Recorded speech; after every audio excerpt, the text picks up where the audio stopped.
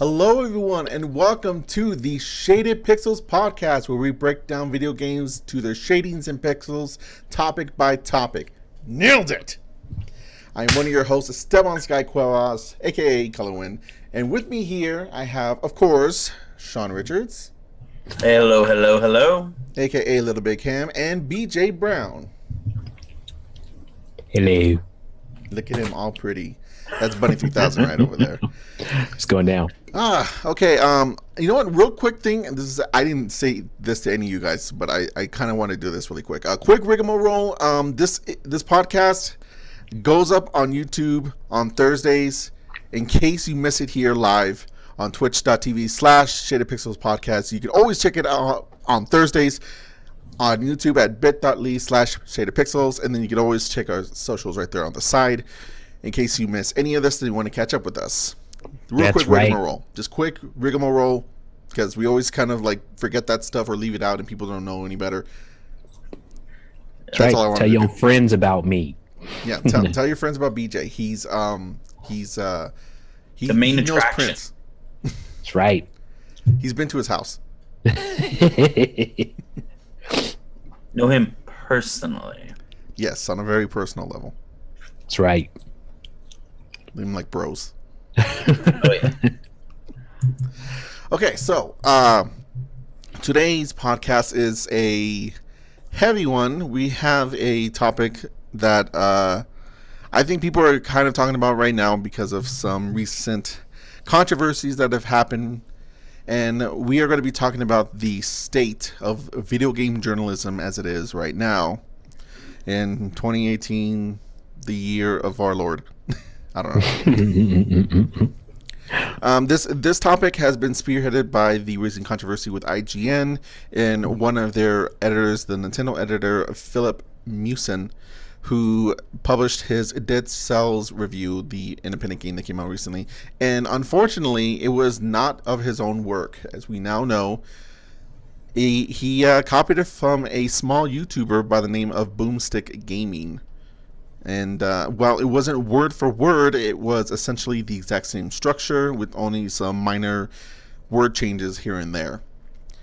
And as a result of this, and also some other things that's been kind of going on within the realm of video games journalism, we thought that maybe we should talk about this kind of stuff. So, all right, let's see. Let's get started with what started this to begin with. The whole controversy with Philip Mewson and the Dead Cells review. Quick timeline of what happened. Philip Mewson posted his review on a Monday morning of last week. So that was... I should have had this known. It was the 6th of August. And Boomstick Gaming had posted his review of the game a week earlier, because he got the game early. After that happened, he released a video. Boomstick Gaming released a video it was a comparison video of his review and of IGN's review, and like it was back to back, showing the various similarities between the two videos, in the two reviews, and how there were just minor changes. And he pretty much said, "I don't know what to do. What do I do about this? It looks like IGN stole my work." And this blew up. There was a Reddit post. There was posts on Twitter. There was posts everywhere, because you know how the internet works. It goes crazy when something like this happens. Oh, yes. Yeah. The following day, or actually I believe it was that night, perhaps. I can't remember for sure. It was that night. Okay. Yeah. IGN took the review down, both the video and written version, and they said they were going to investigate it. The morning afterwards, they made an announcement that it was sort of like a PR kind of response of, we take our reviews and our credibility very seriously and all this stuff. But it did mention towards the end that they had decided to let Philip Mewson go, and they were going to re-review the game. Yep, covering their ass. Yep. Furthermore, since then, a couple of things have happened. One, another reviewer has re-reviewed the game for IGN, and it seems to have gone off without a hitch. Philip Mewson himself has posted a video as a response on his YouTube channel, because a lot of people did not know this up until this point, which is interesting. But he was a YouTuber, and he was doing reviews on his own. He just had his own personal channel that he would review games on, specifically on the Nintendo Switch, is what I've more or less noticed. Right. Which I honestly don't understand why he had to put in his response, but whatever. Continue. Yeah. Just a rundown.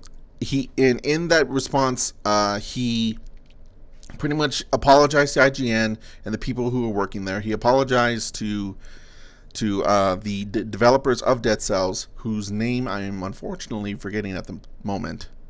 Yeah, I just know the channel. It's like Boomstick or something like that. But, no. The developer of the game. Oh yeah, the developer of Dead Cells. not the review. Yeah. What's the developer's name? I don't know. I was just saying it's the developer of the game. Yeah, but it's the developer. I'll check it. But he did also as well apologize to Boomstick Gaming, saying, "Hey, keep going. You got a good thing going." But throughout all of it, he failed to actually admit that he did what he was fired for, and then kind of went on a woe is me type of deal, saying that he doesn't like all the abuse that he's getting and all that stuff, which is sort of valid, but we'll get more into that. But he also want to point out that he actually did not apologize to Boomstick Gaming. He did not say, "I'm sorry for what has happened." He said, because he never actually admitted that he plagiarized. Yeah. He basically just said, "Let me give my side of the story." Yeah, he simply said that he wishes Boomstick Gaming the best, but never actually apologized to him. Okay. Continue. Okay, small but in very important detail. But he also, in the course of saying, I don't like all this abuse and everything like that that's happened to me, and thank you to anyone who has been supporting me, he also called out one of the editors that was calling him out for his plagiarism, which was the editor at Kotaku, Jason Schreier, and he pretty much even challenged him to find any other examples of him plagiarizing something. Since then, Jason Schreier has done just that with some tips from people on Twitter and on Reddit, and there are now also accusations that on his personal YouTube channel, he has plagiarized reviews of FIFA 18 for the Switch, as well as possibly Metroid Samus Returns on the Nintendo 3DS.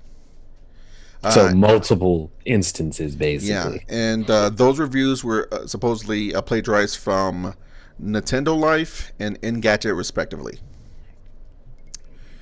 And that is everything that we know here and that we know up to this point, aside from some back and forths on Twitter between people at IGN, people formerly of IGN, and various other peoples like Danny O'Dwyer and Colin Moriarty, for example, who used to be in games journalism.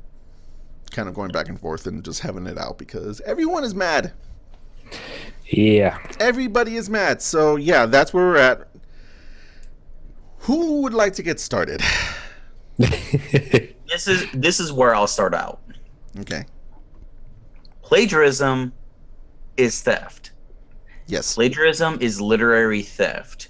And given that an internal investigation was launched and IGN found him guilty, so he's not guilty by public opinion. He is guilty by IGN standards. Yes. He's guilty, which is why he was fired. Mm-hmm. Exactly. He was guilty of literary theft. And we have other examples of doing that because, like people say, this usually isn't the first instance. It's just the first time he was caught. Mm-hmm. So, yeah, him saying that he doesn't feel like he doesn't actually say he feels like he didn't do anything wrong. He just never admitted to it. Mm-hmm. So with this, he specifically says that I believe his paraphrase exact words were that he did not intend to do this. That it was unintentional. Yeah. And Okay. basically, there was no reason for this to happen. Yeah. He is a thief, and no matter what he does, if he goes back to his YouTube channel, which, by the way, his apology video he has since taken down because of the backlash that he got from it. Yeah, pretty much. When I was doing research for this, the link that I found with his video is actually a re-upload because his original one is not up there anymore. Yep. So with that being said, he is never, ever going to get back to where he was. He is not going to work in game journalism. He's probably never, ever going to work as a writer ever again. Right. That is just plain and simple. So his reputation is in the tank. IGN's reputation is right now tanking.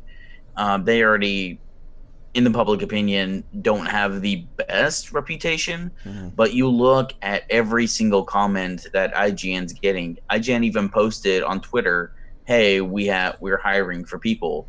And you have people saying, oh, I don't plagiarize people. Do I have a shot? Or, hey, they see another review that's going up. It's just like, oh, who did you steal from this time? It's stuff like that, it's obviously trolling that's going on, but that doesn't negate the fact that, IGN's in the middle of this, and it's the poor people that are still there, still writing, still working their asses off, that are being hit with all of this, all because of one bad egg. Yeah. There's I am so glad that I waited a week to talk about this. Yeah, it did kind of play out perfectly. Yeah. Which is what you're supposed to do when you're being a journalist. Yeah. Imagine let that. it breathe and get the facts. Right. And the funny thing is that even though we have enough to talk about, like for this episode, the story is still in a lot of ways developing. So, there are things about this that we can talk about later on if we choose to. But yeah, the funny thing about this is that when the story first broke, and I was like, oh, I want to talk about this and everything. Because that's how it was last week. Not that our viewers would know, but last week after the show, I was like, hey, what about this? We need to talk about this. What about this? We need to talk about this. At that point, I wasn't really sure what to make of it. I was sort of like, well, this could be really unfortunate because I've never heard of an example of a review being tarnished by a writer because of said writer. Normally, what I think about something like this, the number one thing that comes to mind is what happened to Jeff Gertzman, who is now at Giant Bomb, who was previously at GameSpot. And it was because he got fired for giving not even really a bad review, but a mediocre review to a game called Kane and Lynch, which came out on the Xbox 360. And how that ended up playing out was because of the sales team, not anybody on the editorial staff. Nobody was paid off. Nobody was giving any kind of compensation for supposedly giving a good or bad review. What happened was the sales team at GameSpot overstepped their bounds and got him fired. So it was an entirely different department, which is bad. But it's not the same as, being paid off or, unfortunately, something like this. Which, I mean, in journalism, is there anything worse that you could do other than plagiarism? When it comes to journalism, I think that's the cardinal sin.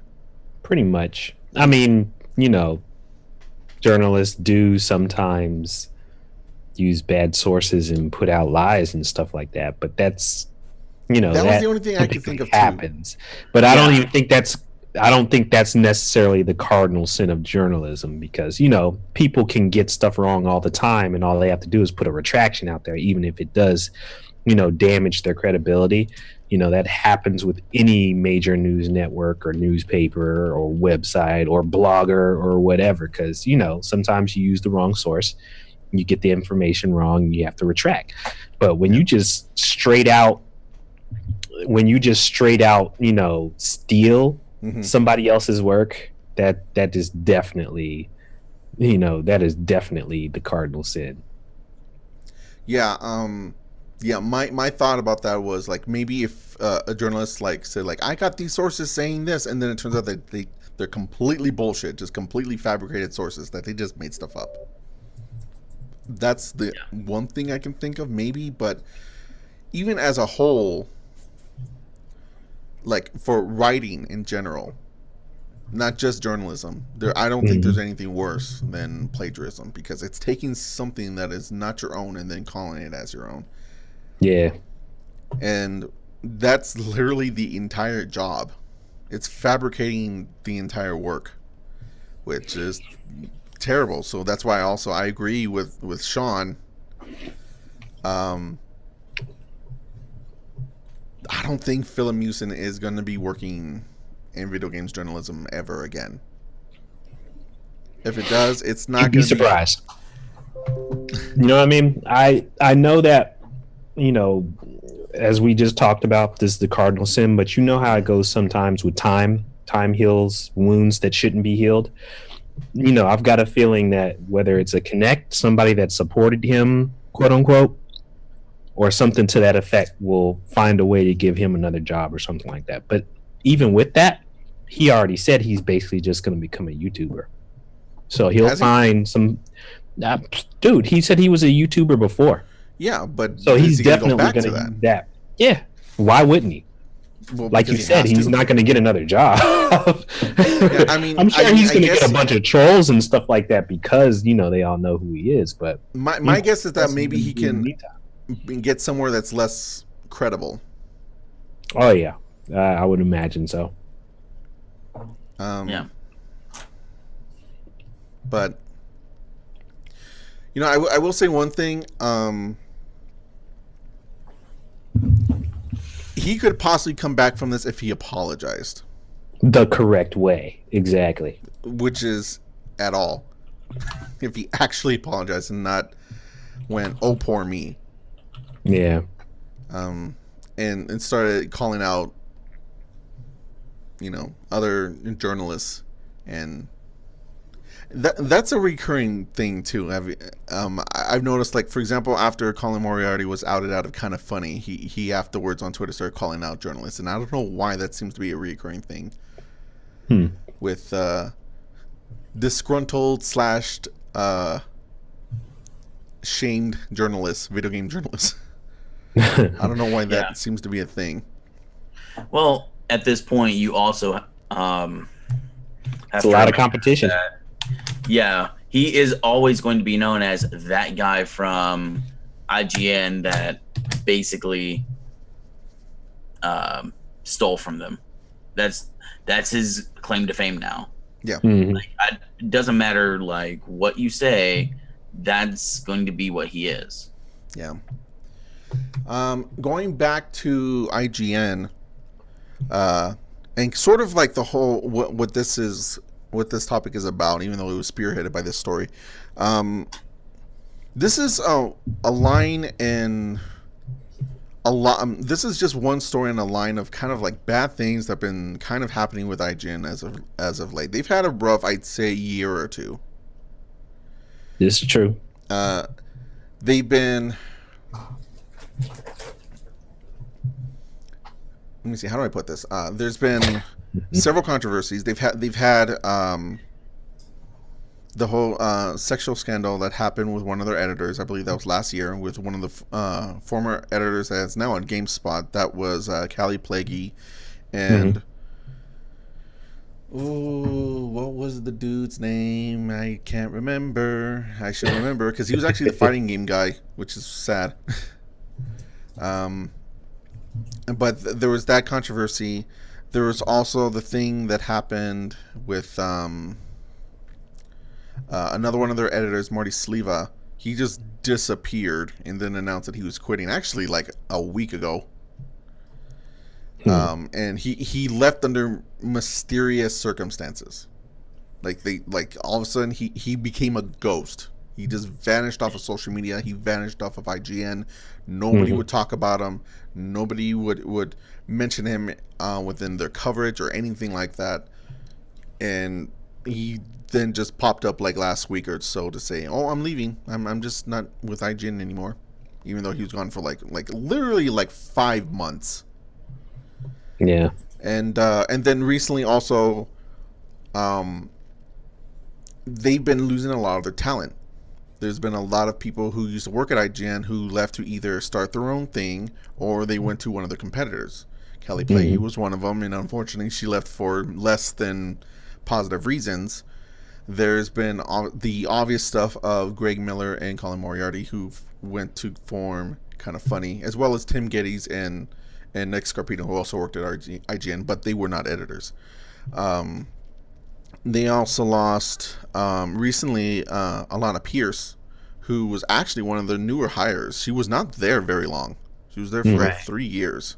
Yeah. And she left not to do her own thing, but to join Funhouse, which is another YouTube joint. So she essentially left for YouTube, just like everyone else, just not her own upstart. And they're starting to lose a lot of the talent that they used to be putting front and center. And I have to wonder why that is. Especially because when you hear... It's got to be the culture. You know what I mean?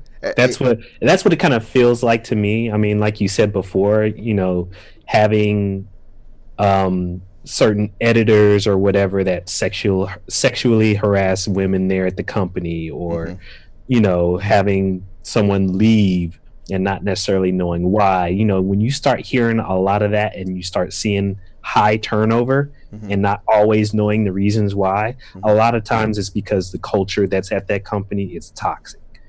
You know what I mean? And that's what it kind of sounds like to me. You know, you have a toxic culture or something to that effect, it'll drive people to do a lot of stuff that, you know, you really shouldn't be doing. You know, you start seeing all this stuff with the, you know, the plagiarism, you know, all that other kind of stuff. I wouldn't be surprised if we start seeing a bit more coming out, you know? Yeah. And it's weird because, you know, it should be said that people leave jobs all the time. Yeah. You know, that's nothing new. You know, people get other stuff. Sometimes it's just, oh, I got a better offer. This place paid more money. You know, it's nothing personal, nothing wrong. It's just, you know, you got to do what's best for you. And there's nothing wrong with that. The problem isn't that people are leaving. It's that people are leaving at such a high volume of amount.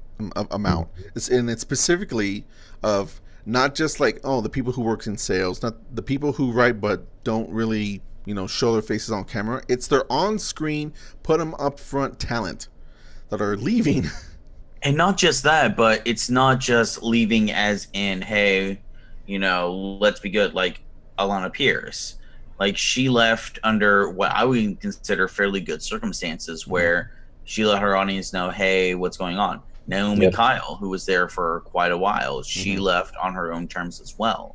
But then you have people like Marty Sliva who disappear for months on end, where people are speculating what's going on to the point where he's being removed. You have the Philip ordeal, where he's under scrutiny because of the plagiarism and stuff like that that's going on. You have it that they're just either disappearing or they're disappearing under terrible circumstances. There's even some, you mentioned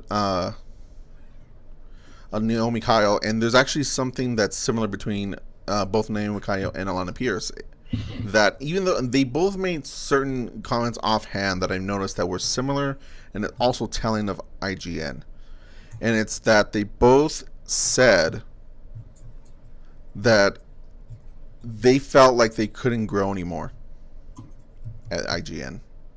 They both said that they felt like they had reached their peak at the company, and that's why they also decided to move on.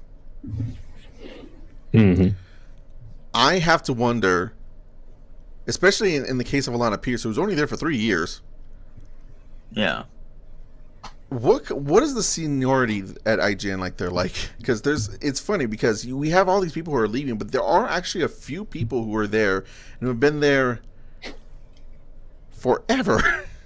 There's your Pierre Schneider, There's your friend Mirabella. There's your Damon Hatfield. You know, people who have been there, like Fran and Pierre have been there since I believe the 90s or the early 2000s.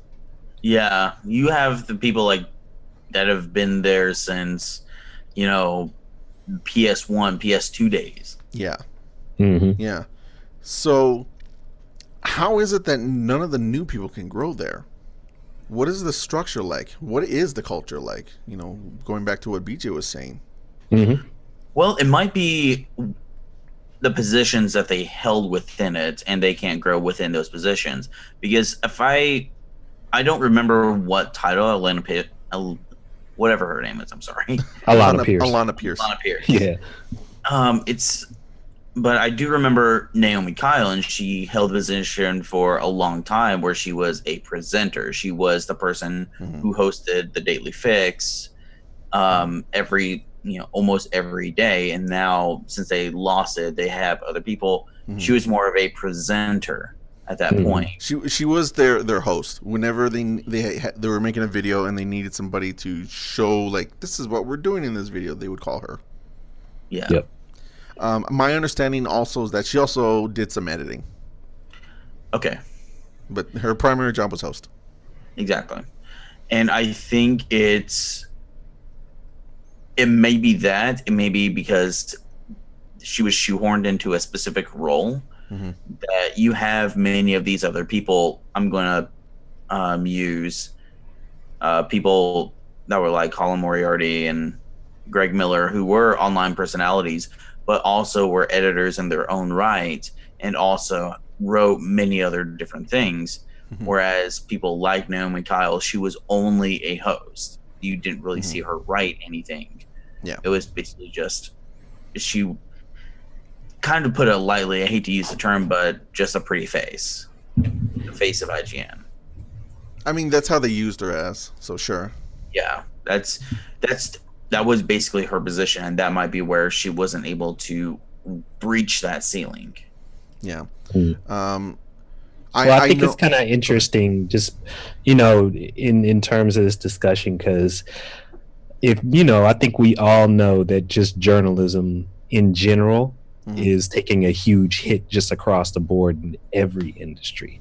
Yeah. You know, so it is interesting to kind of see how it seems like a lot of these, whether it's sites or even news outfits or whatever, are having issues or problems. And, you know, I was listening to something on NPR where they were talking about various newspapers in different places where what was happening was they were laying off a whole bunch.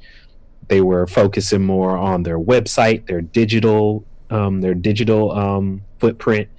And then all the people that were left still working there, they were like, we're all getting overworked. You know, we are all having to wear multiple hats. And they all know that when it gets to that kind of a situation, then those journalists basically, the quality of their work suffers. And like the amount of, it's like the time that they have to really do the kind of journalism work that's necessary for a story gets cut way short, and it's kind of difficult because everyone knows that the first one to get the scoop on a particular story or something like that is the one that gets all the hits, all the digital footprint, the whole digital footprint thing, right?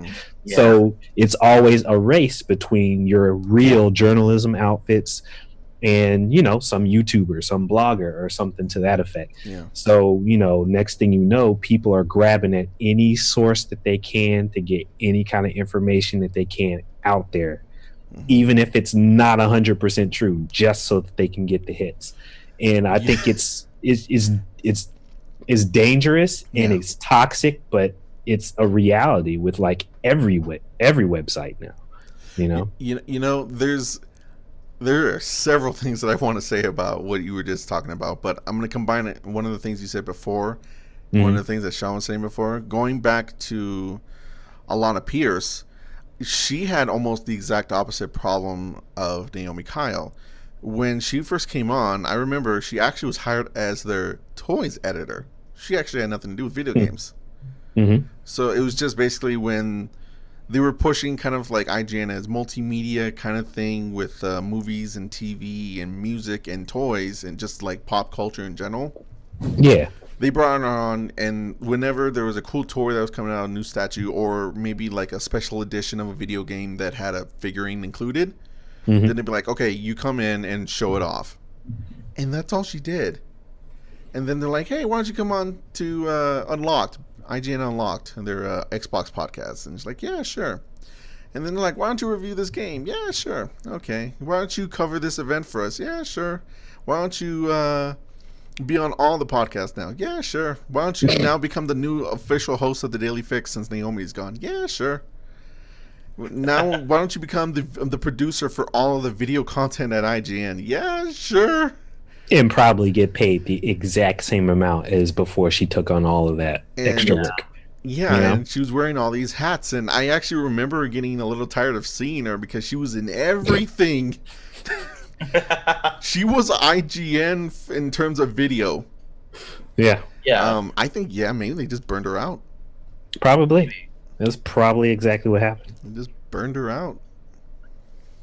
From the outside looking in, that is. Yeah. Honestly, we don't know, and maybe we're right, and she doesn't realize it. Maybe we're wrong because she knows exactly what's going on. We have no idea, but I do know what it looks like from the outside. Yeah. And for what it's worth, sometimes you can't see what's going on the inside when you're stuck in the box. I think maybe we should call a break right there, and then when we get back, maybe we should talk about a little bit more about video games journalism. That's not IGN, because we've been ragging on them pretty hard. Yes, we have so many others to rag on. Yeah, there's Polygon, there's Kotaku. I mean, rag. All right, ladies and gentlemen, we'll be back real soon, in about 3 minutes.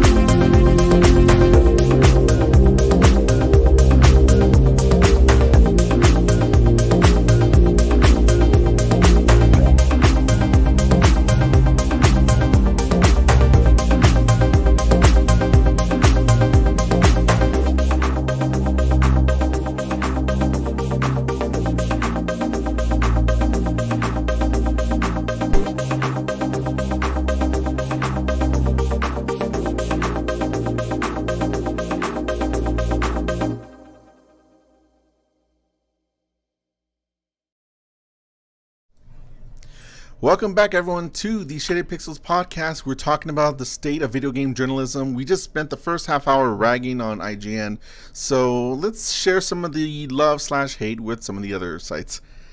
Okay. Or praise them. That's not really the point of this podcast. It's just, talking about websites and how they're doing. Okay. So I do want to bring up another news story that broke a couple of weeks ago. Okay. I don't know if I wasn't last week, but the week before that, and it had to deal with The Escapist. For those of you that don't know, The Escapist was an online gaming magazine that used to feature Jim Sterling, and now is basically Ben Croshaw and all of his videos, and went up for sale, and now has been purchased by the former editor-in-chief of the Escapist magazine, who is now in Enthusiast Gaming. The same people behind Nintendo Enthusiast and all of those. Specifically, he didn't buy it outright. He has some partners to help him with it, but more or less, yeah. He is, at the very least, I believe, a co-owner. He is a co-owner of it, and he went on record saying that in terms of the new Escapist, the Escapist that he is looking to create, one of the big things about it is that he is leaving politics at the door. So any type of political discussion about it is being left behind, and he really stressed the fact that nothing political is going to be mentioned on the site. So that caused a little bit of a stink in terms of some gaming journalism sites and some personalities saying you can't do that because if you're judging video games as art, it is inherently political. Yeah. And you have some people who are disagreeing with that, praising him for what he's done. So that was another news story that broke. Yeah, I heard about that too. I mean, it's one thing to want to focus more on the actual factual parts of a story in video games rather than interpret them in regards to a political stance. And that's fine. I get that. But to leave politics entirely out of video games is a fool's errand. You're not going to do that.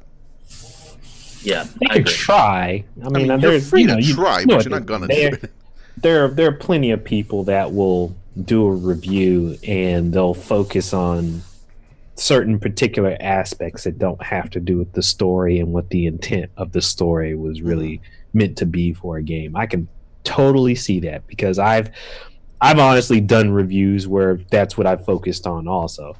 Because every once in a while you'll get certain games where, the story either doesn't necessarily have really a direction politically, or isn't really trying to say something, or it doesn't even have a story, So he can always pick and choose stuff that'll be safe to quote unquote safe to review that won't necessarily have that kind of political stance. But I see what you mean. I mean, it's when you get into criticizing art, it has to do with your opinion and your perspective, and that is like the baseline nature of politics to begin with. Yes. How you see the world. So it's hard to ever go into any kind of criticism of any kind of story, whether it's fictional or non-fictional, without it being political by nature, in my opinion. Right. No, I agree with that. About an opinion.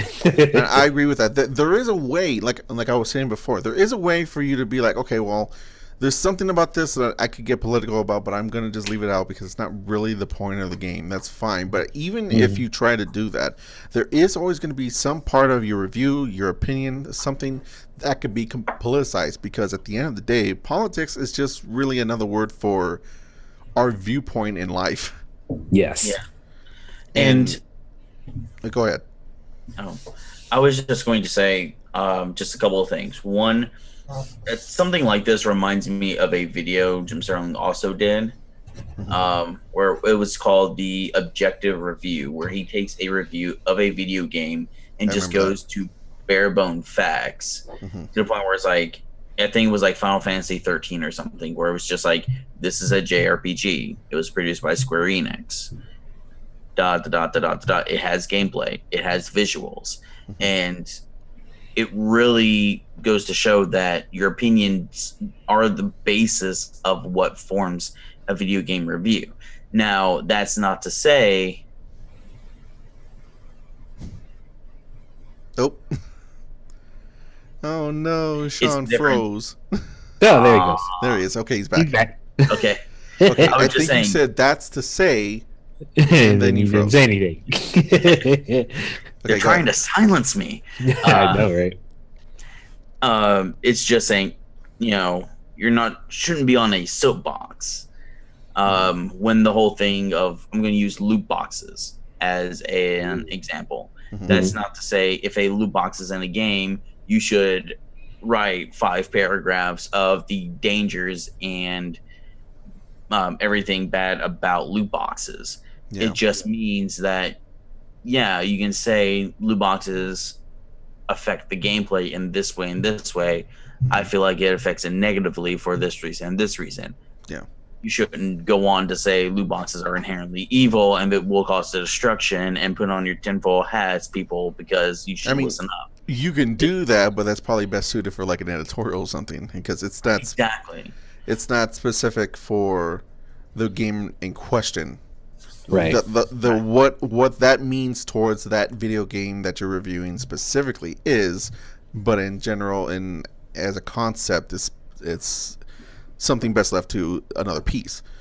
Right. But I mean, if what is the new editor's name again of the Escapist magazine?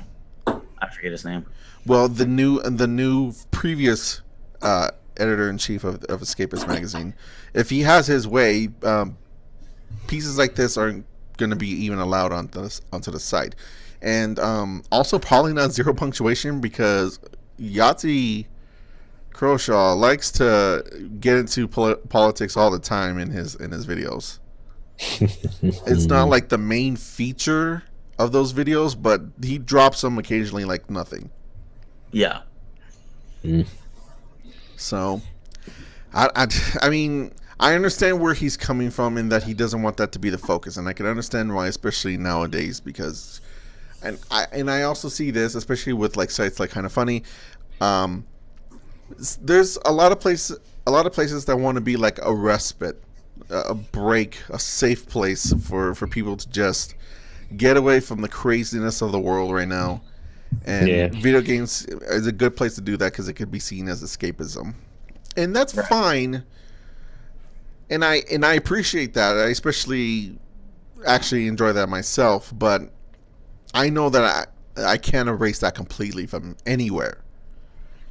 Yeah. Every place that I go for, like, as a con break has at one point still mentioned politics, and they're free to. Yeah, and I mean, there's certain games where that's like the purpose of the game. Yeah, that you can go all through. I mean, you can go all through and look up and down the list of video games, and you can almost tell just by the titles of some of the games on Steam that they are of a political nature, that you're pretty certain that they're going to have some kind of commentary on the current state of politics in the U.S. or something to that effect. A very blatant, or something to that effect. A very blatant display of something that's going on right now, because technically every single game has something to say, even if it's not implicit. But, right. But sure, the games that is specifically being like, look, I have something to say. Look.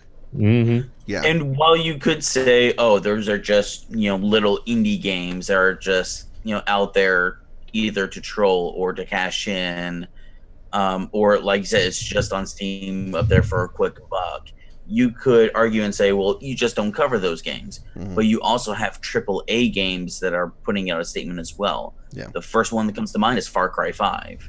How in the world do you... I mean, poorly, but sure. Well, I mean, how do you review and talk about the themes of Far Cry 5 without delving into politics? Yeah, you just don't. So what is Escapist going to do? Just not cover that game? Or dance around the issue. And But yeah, that's probably what'll happen. Just dance around the issue. Yeah. And that's not going to be a full review. It's going to be a review with a big gray spot in the middle of it, because you can't talk about He Who Shall Not Be Named. Yeah. Yeah. All of a sudden, the American flag has become Voldemort. He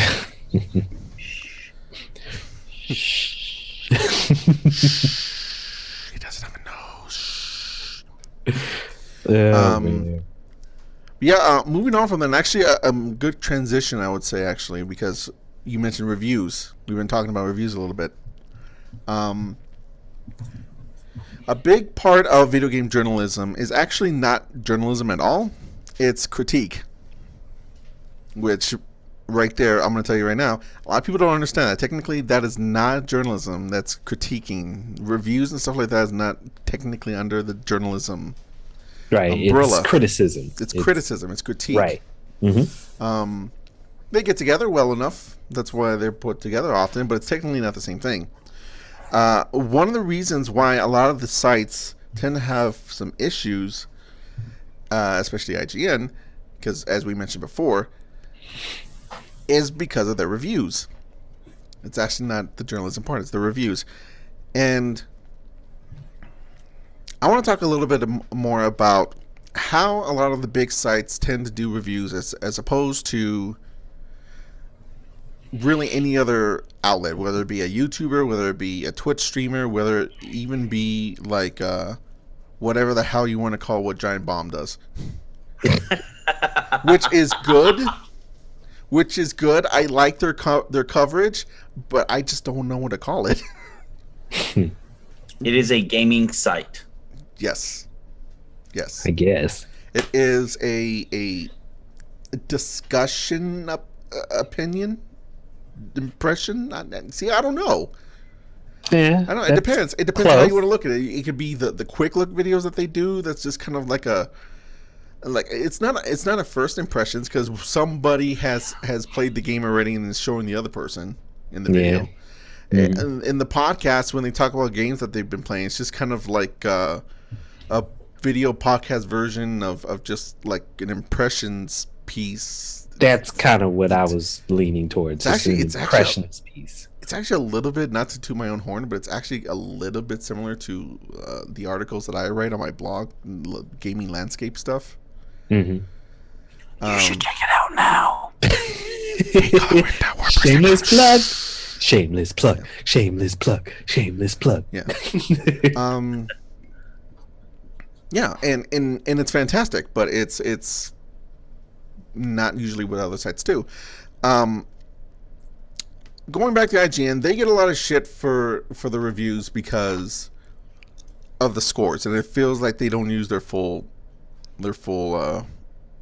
scale. Yeah, because that almost goes into a whole other, topic of discussion when it comes to like Metacritic and the scores that are just pulled from all the different review sites, and that ends up being the definition of whether a franchise survives or tanks. You know what I mean? Right. And just like you said, I mean, a lot of times the score that's given on the review, especially on IGN, is typically not reflective of the mood or the way that the review kind of portrays the game in many instances. And I know that's always been a point of contention for a lot of people that visit the site. They'll be like, oh, he completely dashed and completely hated the game, and then all of a sudden still gave it a 8 or something, like that. Yeah. So well, regardless of what you think of their reviews and everything like that, specifically I want to say about what about the reviews is it that make it so that people start making IGN review scores a meme, and as a result also it actually lowers the trust that they have in IGN as a journalistic site. Mm-hmm. This is going back into kind of like the overarching topic of the state of video game journalism, that IGN is in a bad place, and part of it is because of the bad reputation, and the bad reputation comes from the way their reviews are perceived. Yep. Because I don't really hear a whole lot of people complaining about the stories that they cover. Normally they're fine with it. Like, yeah, okay, the story's this fine. It's just a review. It's a news story. It's basically just, in terms of the way people like to read articles, a lot of times it's just, if it's a news story, you read the headline. You read the headline, you might scan the article for maybe an extra bit of information. It might be, oh, this game got a release date announced. Okay, what's the release date? Okay, good. Or, hey, this game has gone gold. Okay, game's gone gold. Cool. Yeah. Like, you don't really need to know much more than that, or people really don't care much about it. In terms of a review score, they see, Dead Cells review, go down to the score and that blurb that's right there. Yeah. Yep. The people are lazy. People are inherently lazy. Yeah. Which means that they're going to look for, the least information possible, or they're going to use the least amount of effort to get the most information possible. And that's either in the title of a news, which means they really don't read or give a crap about it, or they watch or read the end of a review where they have the last blurb, the big number, and then the pros and cons, and the plus and minuses. Yeah. I would also say that the other thing is that people have a lot less time because they are expected to take in more information than normal.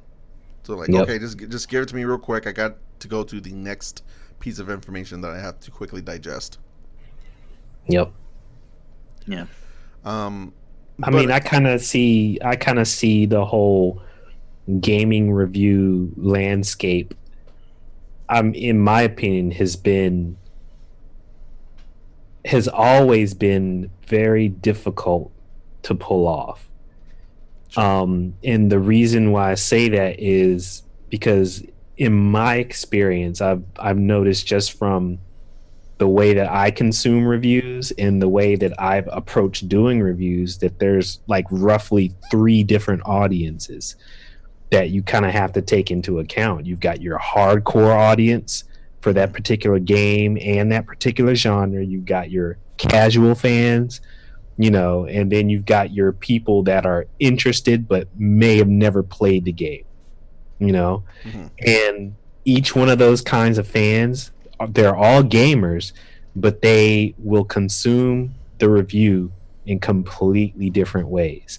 They'll receive the review in completely different ways, and they're looking for information in that review in completely different ways.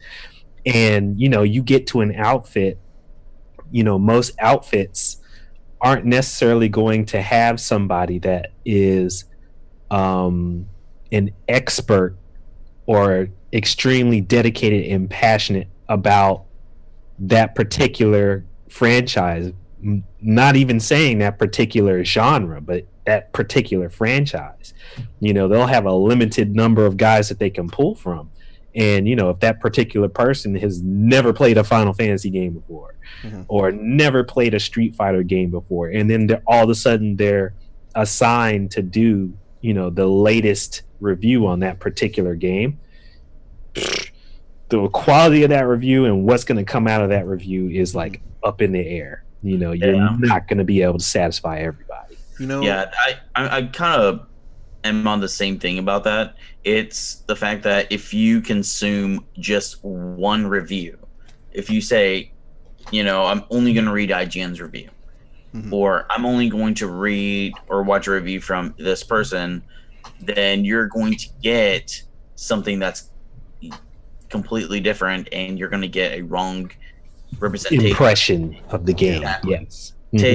I'm going to pick on Esteban. Okay. Now, Esteban, what is get him? What is a very technical fighting game? What is a very technical fighting game?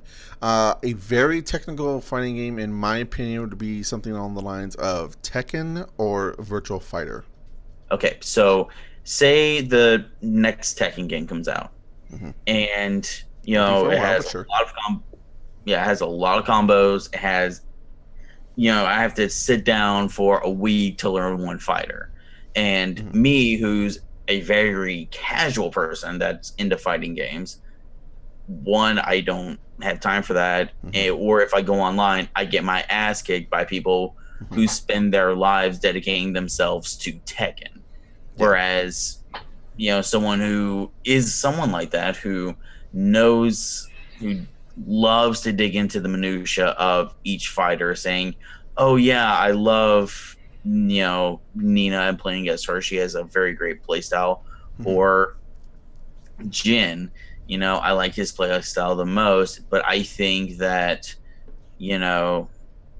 I'm digging right now for a bunch of Heihachi is completely broken. Heihachi, Kazuya, Jin. Kuma the Bear. Fuck yeah, Kuma the Bear. Kuma the Bear is awesome. Broken and should not be in the game, whereas I'm just like, finally, a character I can actually play as. Yeah. And you're going to get two completely different perspectives with that. Exactly, yeah. So if BJ were to say, okay, I'm going to go to one source to learn about Tekken 7, which one am I going to go to? He's going to get a completely different score, because I might give the game a lower score because, fuck it, I can't play the game. It's not for people like me. It's for people who have no lives whatsoever, and you will probably give it a great score because it's just like, it's for fighting game fans. Fighting game fans are great. They can learn everything. It has so much content. It's not fair to the consumer to have just one review that they read. It's funny you say that, because I literally just tweeted earlier today, like 2 hours ago actually, that, man, Tekken 7 is like the best fighting game out right now. I will probably never play it then. You just go play literally anything else but Street Fighter 5 and you'll do fine. Yes. Burn! Because fighting games right now are in a great place. Like, all of them are great. I'll go back to Dragon Ball Fighter Z, where a furry can be the champion. Yeah, that's good. That's another great one, by the way. So yeah, yay Sonic Fox. I think actually you hit something on the nail. I think you hit the nail on the head with that, because I want to propose this to you. Do you think that maybe review sites like IGN, and I'd probably say like GameSpot too, who are like, we are your source for everything video games, and possibly even more. IGN's also doing like movies and TV shows and stuff like that. Do you think that maybe the problem with their reviews is that they don't have that kind of focus? That they want to actually be that review they want that review to be for the casual audience, for the hardcore audience, and everyone in between. And they want to get that done. 100% agree that.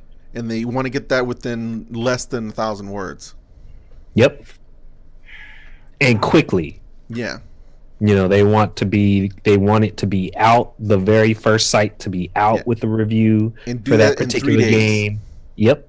I 100% agree with that. Unless like they get an opportunity where they got the game like really early. Right. And not every developer is able to do that. But I think so. Yeah. And another thing, I believe Game Informer used to do this. If I'm wrong about that, I'll have to dig through. They don't do it anymore, apparently. But one thing that I love that they did was the second opinion. They had someone play the game that has a different perspective onto it and say, okay, I tend to agree with this. It's got a few problems. And I feel like that's something else that maybe, if a game site like IGN has a greater staff, I feel like that's something that they can do to help mitigate this problem. To have people with a second opinion there, that way they can have your regular score and then a supplementary score to kind of say, okay, here's for someone that's not a dedicated JRPG fan or not, a multiplayer, like solely multiplayer shooter guy, or someone who hates Battle Royale, things like that. Yeah. Or at the very least, just somebody else who maybe has some experience with that franchise or that genre to get it to play, because a lot of people don't seem to realize this, but whenever a game gets reviewed at one of these sites, they usually get somebody who knows what they're talking about to do it first. They won't get somebody who's completely new.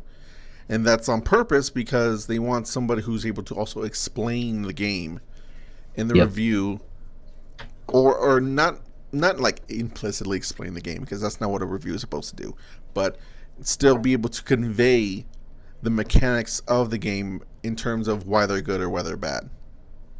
Right. Maybe not as how they actually work, but just so they can say, well, this is good for this reason, this is good for that reason. And I know because they have, because I understand mainly because they have a better frame of reference to judge the game by, I guess. Yeah. But even with that, sometimes it's good to have those fresh eyes, someone who's never seen it, never played it before, to be able to get, so that, like I said before, so that somebody that's coming into it and be like, oh yeah, I've heard of Tekken before, but I've always been a Street Fighter guy. What about this? What if I took a chance on this? What what would it be like? That kind of thing. Sometimes people like that. Yeah. And just like Shawn was saying, it seems as if it would be. It seems as if it should be commonplace to have every site have multiple, I guess you'd say, views or opinions on a specific game. Yeah. I don't even know if I might even go so far as to say multiple scores. Yeah. You know what I mean? Because, like I said, you've got so many different audiences that are going to be looking at that review on those larger, more popular sites that, and we've seen it before. A certain game comes out, especially if it's a new franchise. If it gets a low Metacritic, regardless of whether all the players say that it's a fantastic game, there goes the studio. You know what I mean? Yeah. Yeah. Yeah. In going back to the review thing and the review focus, it's actually now so telling that they want to get all these audiences within less than 1,000 words, but then they also have this extremely precise and minute review scale of 100 points. Yeah, which is just odd. It's so overkill. Yeah. Yeah. I think IGN would benefit from just having, these short reviews that just tell people whether or not they should buy it. I think maybe they should just focus on the most mass appeal kind of approach. Yeah, they got to be careful with that because they already have the perception that people think they bought off all their writers for most of the games that they review anyways. Yeah. So they kind of got to be careful with that. You know what I mean? That's true. But I think it would be better off if they're just like, look, we are not the hardcore. Or we are the hardcore. Or, just pick an audience that you want to focus on and then do they have a spin-off side that's called IGN Hardcore. Exactly. See, it would. I don't understand. Well, I won't say I don't understand. I don't see why they wouldn't be able to have a structure where their main site is just for they make certain that it's known that it's just for casual fans. We give you a broad overview of the game. This game is fun. This game, is too buggy to be fun, that kind of thing. Mm-hmm. And then have a separate section of the website for the more hardcore, more detailed reviews where they dig into the minutia of, the gameplay styles of certain characters and whether or not they're overpowered or whether or not they're whether or not the system's broken or that kind of thing. There is actually, I don't see why they wouldn't do that. You have your initial casual review that comes out early, and then you have your more detailed get into the minutia of the game review a little bit later, because of course it takes time to get those kind of reviews out there. Yeah. You know what they could do, actually? It's a really good idea. They could have the quick written review that has either a wait for a sale, buy it, or skip it kind of review scale, or maybe just a 1 through 10, because people like the 10-point scale. Right. So just give them a 1 through 10, no decimals, and do that. and throw that out real quick. And then, like, if you want to deep dive into this game, every week they have us one of those games up on one of their podcasts, and they do the review discussion, and that's where they go into the minutia and stuff like that. Yep, people like videos. Yeah, people like videos. So I think that'd be a way to do it, and also it could sort of cut back on the work because they wouldn't have to actually like write that out. Yep. We just have to talk about it. Get an editor to make some highlights of it every time they make a nice little quote in that little stream, and they'd be perfect. Yeah. The way I think the reviews work anyway is that the person who's reviewing it, after they play it, they go back, play some more of it, and capture footage. Then they give that to their video editors, and they edit it together for the video review as needed. They can take that same footage and put it in for the review discussion on a podcast or something. Yep. Yeah. Yeah. Okay. I think maybe we should take another break and maybe wrap up some last points and then just end the podcast afterwards. All right. We'll be right back right after this. Man, we're talking a lot of stuff this time. All right. We'll be right back in just a moment.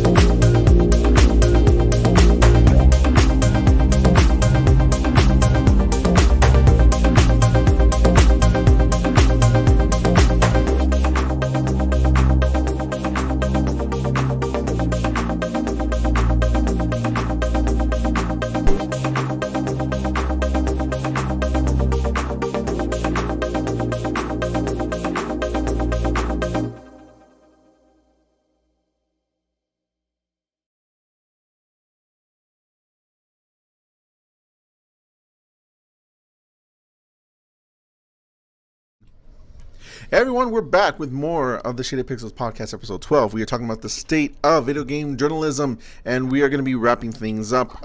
Just like some last few points that we want to make about this whole discussion. BJ was saying something before that I really think resonates about when we were talking about the reviews, about, you know, them going after different audiences and everything. And IGN has certain shows like recently they had Fast Travel, where one of their editors, Brian Altano, just like did interviews with people in the video game industry at different arcades, and that's it. Like, so they paid for travel to take these people over to like a bar in Seattle or something, and then they talked and then came back, and that was it. I feel like a lot of these sites with the advent of content that's going up on YouTube by just small YouTubers, and they're doing like little skits in their reviews, but they're also taking these long or relatively long reviews of like 10 minutes, 15 minutes, sometimes even longer than that. I feel like maybe sites like IGN are a bit confused as to how to progress forward. They don't really seem to understand what it is they want to do, especially when there's other ways to make like mainstream casual friendly content, which is something that I feel like they want to focus on. They should. They really should. But while still trying to hold on to the hardcore. Yeah. I think that I think they have a misconception of their audience. I think they feel as if they are and have a large hardcore audience, and I do not think they do. I think a lot of people that are hardcore gamers or whatever, they typically scoff at the idea and the mention of IGN. And, that is perfectly fine. And I feel like the way that IGN can build their reputation back up is for them to recognize that because of their, I guess you could say, their popularity, because of the numbers that they get, because of the relationships that they have with the different developers and studios and such, they should just be focused in on advocating for gaming in general and just catering to casual people that may or may not have ever played those type of games before, and just bringing new gamers into the fold under the umbrella, and leaving like a lot of the hardcore other stuff to like all the YouTubers and other blogs and stuff, like, because that's typically what a lot of people that are hardcore look for. They'll go to those YouTubers and streamers and stuff for those hardcore, really, really deep dives into a particular game or something like that. I partially agree with that. I wouldn't throw the baby out with the bathwater. I do think that if they want to make a push for the hardcore and gain some momentum and respect within that crowd within the video game industry, that they could start making certain shows, certain columns within their writing that's more aimed towards them and takes longer and is respectful of what the hardcore want and feel like they should be getting. One thing that I always feel like I hear as a complaint is that people don't seem to be getting like the really hard hitting investigations of stuff, and like these like what we see now Waypoint doing, and certain articles on Polygon where it's like, inside the halls inside of the studios, the studios of Riot that's Games, very it looks true. like it's sexism and stuff like that, like you were saying before, actual journalism rather than criticism. I hate that phrase, because technically when you report, as long as you're reporting news to the people, that is journalism. But what you're talking about right there is investigative journalism, right? And it's just there's lack of that. There's a lack of investigative journalism in video game journalism as a whole, but it is coming out now more with your Polygons and your Waypoint, and even Kotaku's doing some of that, although their attitudes with it is something I'm a little iffy on. I feel like they should be getting more praise. And one thing about if you're talking about stuff like that with the hardcore will seek that stuff out. Yeah. It's casual people that are just like, well, I just want a gaming news site. Yeah. Right. Okay, IGN's there. IGN's popular. I'll watch their stuff. Right. But if you're but I want to know more stuff about it. They're going to Google it. They're going to say, an inside look into this through Kotaku or through this YouTuber, and they're like, I'll watch that. I'll get into that. So, right, there are avenues for it, but like we were saying before, it seems like IGN doesn't 100% seem like it doesn't 100% seem like they know where they want to go. you know, because of a lot of the scandals and issues and problems that they've had in the past, recent past, for that matter. So they want to blend it. You know, that's what we were saying before. They want to do a piece of work that's appealing to both, and what you end up doing is compromises that waters it down for both, and then no one is happy. Right. You know, I will say that I have seen inklings of people trying. Ryan McCaffrey he's an IGN editor. He has a series called IGN Unfiltered, and it's these long, like hour and a half interviews with developers like Genova Chen from that game company, and I believe he had Jack Tretton on there from Sony, or previously from Sony. So there's an attempt like that. Alana Pierce, when she was there, she used to do these video editorials that unfortunately I felt were kind of watered down because they're like 3 minutes long, because, you know, it's IGN. We can't have anything too long. Right. Which is another example of them kind of watering it down. But at the same time, it was something. Right. Yeah. There's inklings of that. That's why it's like, don't throw the baby out with the bathwater. There is a willingness to do something like that. Definitely. If they want to try, that's fine. But they already have, and they already do. My whole point of even saying that was, it just seems as if they are having a problem with their actual focus and direction right now, and it's like you were just saying, it's compromising a majority of the work that they're putting out. Yeah. So a good way to kind of mitigate that is to kind of go back to the drawing board and start with a focus. And like I was saying, you know, say we're hitting the casual people, since we're doing pop culture, movie, we're doing all this different stuff. You know, let's hit the casual first, and then once we get that, grab that, and are certain that we have people that trust us in that avenue, you know, then, you know, we'll pull into the rest of it and start building that up as well. So I do ultimately think that's best. I do ultimately think that's best for them, but I just don't want to completely throw out the alternative. They never will. They never will. Even if they did listen to me, which I think everyone should. Yeah. Especially here at Shaded Pixels Podcast. Shameless plug. Other than that, I will say there are some other websites are doing good things. You know, for better or for worse, you know, Polygon tries. Sometimes I think they overreach. A lot of these websites tend to. I mentioned this. Reach for that clickbait. They got to. I mentioned this earlier, really quick, right now. But the thing with Kotaku, I can't forget that one article they posted after they leaked the latest Assassin's Creed. Then they got blacklisted. Then they put up a post going, "Why are we getting punished? We are doing journalism, and the game publishers are publishing are blacklisting us, and why are we being punished?" And I'm like, well, that's what's going to happen when you have a company, you know, like an industry that's used to, you know, the video game journalism just kind of playing ball with them, and then when you actually do your job and you get punished for it, it should be more like a battle scar that you're proud of, as opposed to. It was like whoever is at Kotaku whenever they leaked Fallout 4. Yeah, they got blacklisted from Bethesda for that as well. Yep. And I mean, that's going to happen because companies are expecting you to play ball, unfortunately. Yeah. Which is why so many of the larger sites, a lot of people are always skeptical of their reviews for that fact, because they recognize that sometimes the studios are just going to flat outright decide not to work with them. So they all have a tendency to, you know, kind of baby the publisher or, you know, studios so that they don't get blacklisted, which is unfortunate. But like you said, that's kind of how it is. Yeah, but that's something you should expect to happen, because this is what is expected of you, and you're going against that. But you should wear that with pride. But you know, but to be fair, you know, Kotaku's been doing a lot better. I remember back like when Kotaku was like publishing a whole bunch of stuff that felt like tabloid fodder about them. Like, this developer said this one thing. Can you believe that?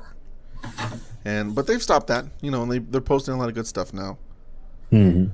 So it's on the up and up. It's just IGN that shit, apparently. It's IGN. I feel like, you know, it's IGN. I also feel that you know, Polygon also gets stuff, but it's more because of what they say as opposed to how they say things, Right. or maybe the other way around. I don't know. Waypoint seems to be a favorite amongst gamers a lot, and they do mostly just editorial stuff. Yeah. So the video game journalism stuff is, it makes me question, and I mentioned this I think 2 podcasts ago when we were with Julian. It makes me question whether or not I want to join this industry professionally on that level, and it's sad because I did before, and now I second guess that, and it's because of some of the scandals that have happened with IGN. It's because of the things that we hear about, like how review scores are actually usually crowdsourced, and they're decided upon a committee as opposed to just solely the writer, even though it's their written work. Yeah. It's I've kind of thought about it at times myself. The only thing I'll really say about it is it's necessary, as with any type of true and real journalism. It's necessary to have talented writers, ethical writers in those positions, because like we've seen from recent scandals, I mean, it does a disservice to the community, and the second you start having issues with that, I don't think it's gonna destroy the community, but I mean it's just a bad situation for the community. It's a disservice for not only for the developers, but for the gamers themselves, because where do you go, when you only have that $60 to spend for the next 3 months, and you want to know what is the thing to go to and deal with and handle? There should be, a number of places that you can reliably go to without having to worry about whether that person, just pulled something from 3 different sites and pasted their comments on there, or whether or not they even played the game. Stuff like that. You should be able to rely on people to keep you informed on the things that you love, that you're passionate about. And I think that should be true with anything, not even just games, but with anything, any hobby. That can be. It's worth saying that. Go ahead, Shawn. No, I was just going to say, long story short, keep your guard up. Yeah. Heck yeah. It should never use one source. Yeah, use multiple. And that's sources. For anything. You got to use multiple sources. You can't just rely on one. It's worth saying that we have these problems because we care so much. Yeah. Because we love this medium and what it's capable of doing. And we should also say that that's also why there's so much pushback on both sides. Despite what some people may think, there's a lot of people on the journalism side of this that really care about video games, and they really want to show their appreciation through their writing. And sometimes that's good, and sometimes that's a bad thing. Yeah. Yep. I think the industry is just in transition right now. The whole thing that's been going on with YouTube and Twitch and these streaming and streamers and all that kind of thing. These people who are self-made and didn't go through a traditional sort of publication style, which is whether it be the original magazine way or the now newer online way, because online replaced magazines and stuff like that, but structurally it was similar. That's right. No filter, no editor, just straight up who is popular for whatever reason. Who is better at building their own community. Yeah. And the way that is structured is kind of thrown, publications like IGN, like GameSpot, and even some of the more traditional magazine stuff like Game Informer off. and now they're just trying to figure out what do we do, and that's why you get stuff like the fast travel shows, and why you get stuff like reviews that have 100 points on the scale, but is only less than 1,000 words and barely goes into anything. Yeah. I don't know. Some people have got it right. I think Waypoint has it right. And then some other people just don't, which IGN seems to have trouble with. But I hope at least that they are able to adjust. I hope they're able to find a better way to, I don't know, weed out some of the bad people. Also, yeah, they don't need another Philip Mewson. Yeah. I don't think anybody does. Nope. And I think they just need more people like your Danny O'Dwyer's, who does stuff like NoClip, and who was doing stuff like The Point when he was at GameSpot. Right. So, yeah. I mean, it's a little iffy, but I just hope it gets better. And there's reason to believe that it will be, because there are some sites doing some good stuff. Oh yeah. Okay. I think so. Is there anything else anyone else would like to say? No, I've said my piece. Okay. Said mine too. All right, cool. Then that has been the podcast, ladies and gentlemen. Thank you very much for sticking with us with this very kind of melancholic discussion. But it was a good one. I think we said some important stuff here and didn't come across, even though I feel like we were very kind of negative. I don't think we were harsh per se. Yep. And that's just me. Shout out to our chat room. Thanks for joining in the discussion today. Yeah, thank you very much. It was the first time we were here solely on Twitch, so we'll be able to interact more with the chat. So that was good. All right, let's go around and let's promote some stuff. Let's do this whole spiel.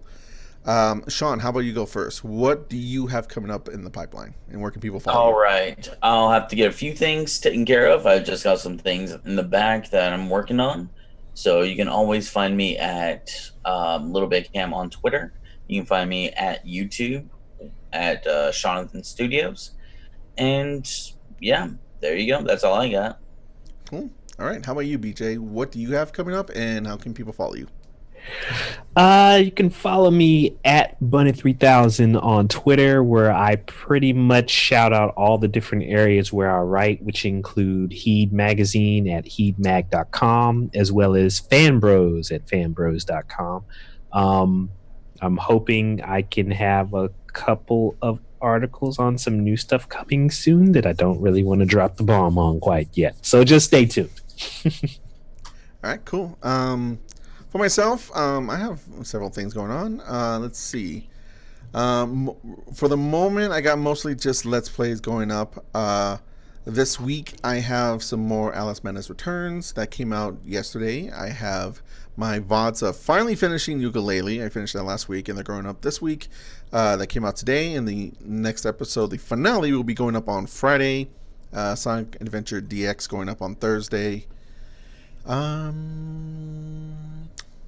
That's it for content, I believe. I'm streaming now Assassin's Creed Unity. You can check that out. I streamed it this past Monday, so yesterday, and I'm going to be streaming it again Thursday. So check it out at twitch.tv/HeyColorwin. Other than that, follow me everywhere at HeyColorwin on Twitter, on Facebook, on Instagram, on all the places. It's HeyColorwin. And other than that, you can follow the podcast at all these links right here on the left. bit.ly/shadedpixels is the YouTube channel where you can get the VOD for all of our podcasts, including this one, which will be going up on Thursday. Do we know what time it's going to go up on? It's going to be going up at 7 p.m. Pacific, 10 p.m. Eastern, the same time that the podcast would be going up, only on Thursdays instead of Tuesdays. Yeah. Okay. So it's exactly 2 days from when we originally streamed the podcast. Got it. So yeah, Thursday 7 p.m. you can check the VOD for here. Otherwise, you can always check out all the other episodes on the YouTube channel. We have 11 of them. And they're good. You can find us on social media: Twitter, Facebook, Instagram. We mostly post to Twitter, so check that out. That's at Shaded Pixels. And with that said, that is the podcast, everyone. Thank you very much for tuning in. We hope to see you next week. We'll be streaming again, same time, same place, here on twitch.tv/Shaded Pixels Podcast. Oh my God, I'm tired. Goodbye, everybody. Deuces, people.